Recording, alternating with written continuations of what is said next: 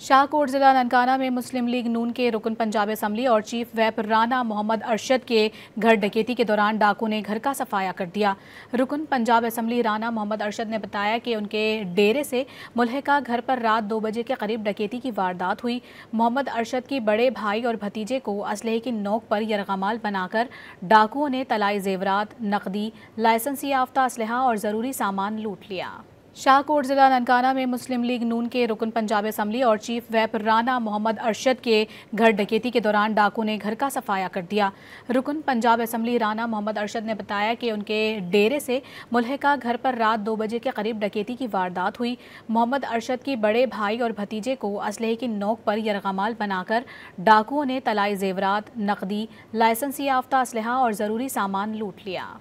शाहकोट जिला ननकाना में मुस्लिम लीग नून के रुकन पंजाब असम्बली और चीफ व्हिप राना मोहम्मद अरशद के घर डकैती के दौरान डाकू ने घर का सफाया कर दिया।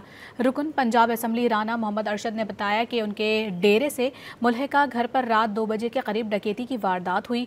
मोहम्मद अरशद की बड़े भाई और भतीजे को असलहे की नोक पर यरगमाल बनाकर डाकुओं ने तलाई जेवरात, नकदी, लाइसेंस याफ्ता असलहा और ज़रूरी सामान लूट लिया।